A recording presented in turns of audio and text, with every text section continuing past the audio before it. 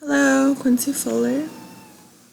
Wealth and race unfortunately determines a lot about a child's education, and these two factors play a key role on how politics plays into helping to ensure these unequal conditions. In early American days, during the rise and fall of segregation, it was easier to see how these factors could affect school districts and funding. For example, if a neighborhood was predominantly Mexican American, this usually meant that the nearest available school was also going to be predominantly Mexican American. District lines were drawn to include these poorer neighborhoods and their low valued local properties and taxes, and segregate and exclude the richer districts. So while poor neighborhoods similar to these urban Mexican American hoods are not legally segregated, they very much tend to be. It is common occurrence for low-income families to come together or to congregate into specific neighborhoods, and most of the time these families are made up of minority groups. What this meant for the children of these low-income families was that the quality of their education will only be as good as the income or the pocketbook of the parent. So the education they will receive directly relies on how much money their parents can afford to spend on it, which is not much if you're a low-income family struggling to just pay the bills. This is not the case for all, but certainly for many. What makes up an inferior education is ultimately related to the low or inferior funds available from the district the child lives in, which basically depends on the amount of each family and what they make, which then determines where they can afford to live and the value of the local property and taxes yielded from those properties within these specific district lines.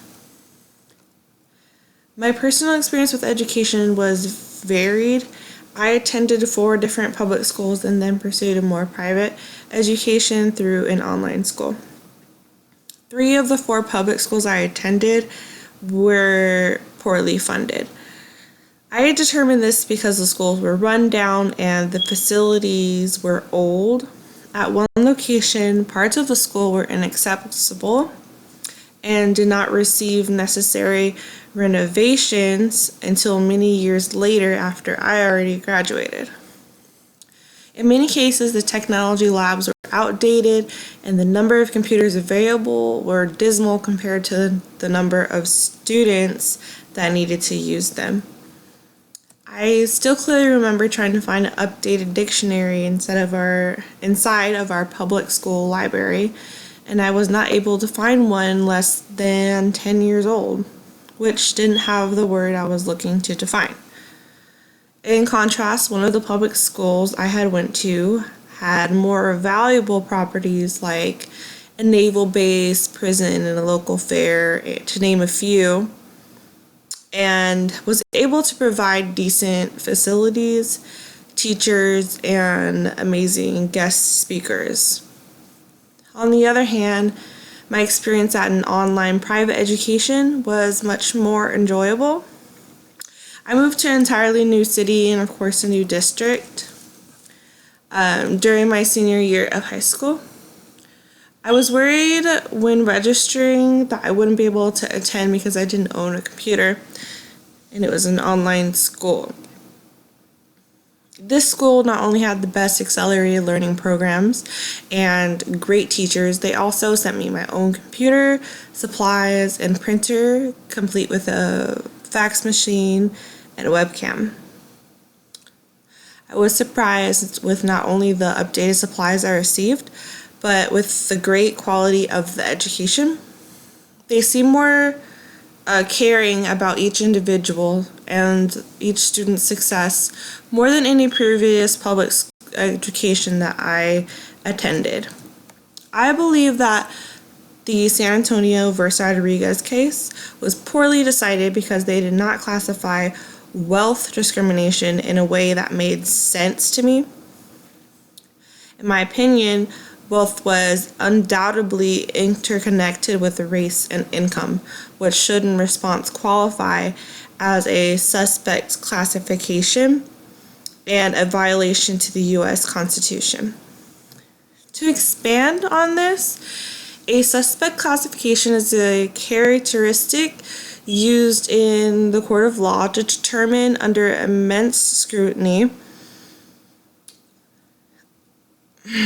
if the subject meets a series of related criteria that indicate they have been a victim of discrimination, which is a violation of the 14th Amendment of the United States Constitution and the Equal Protection Clause. Only if the state was treating people differently based off their race, ethnicity, religion, or they simply deprived someone of their natural rights would it be considered suspect classification. If the Supreme Court determined wealth to be a suspect classification, I truly believe the outcome of this case would have been much different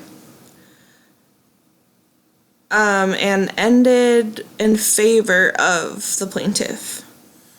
The 14th Amendment under the Equal Protection Clause would be violated if wealth was considered a suspect classification, and the Supreme Court would have had no other choice but to decide in the plaintiff's favor that the poorer districts were in fact being discriminated against.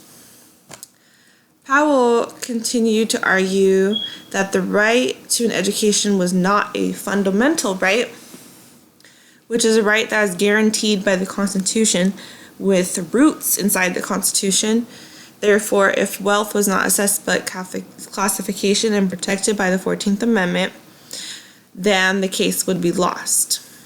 Justice Marshall dissented and argued that the inequality that was obviously present in educational quality and opportunities had an everlasting effect on the children and their ability to reach their full potential as American citizens.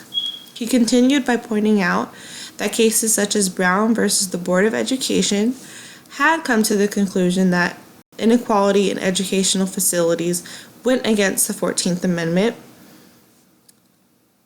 and the Equal Protection Clause and ruled in favor of the plaintiff.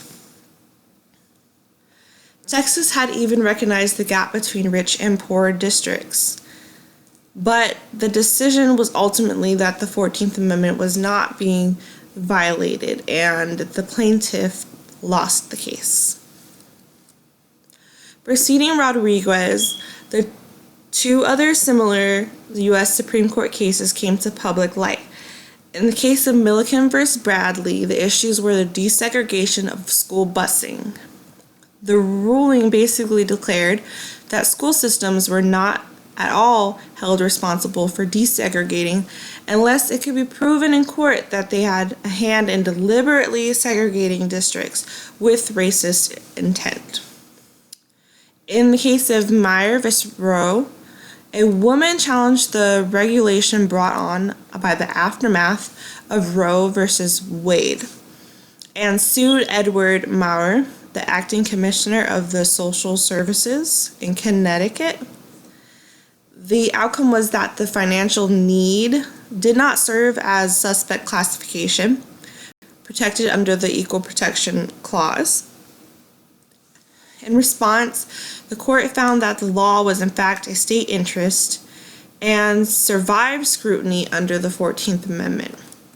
In conclusion, the result of the Rodriguez for state-funded education decision was that it helped further the expansion of judicial federalism by denying federal relief in the poor urban school districts. This resulted in many other states' funding laws being changed by those who opposed them in court. For example, California was positively affected by the outcome because while the interest children had in education wasn't protected by the U.S. Constitution, it was protected under the California's Constitution.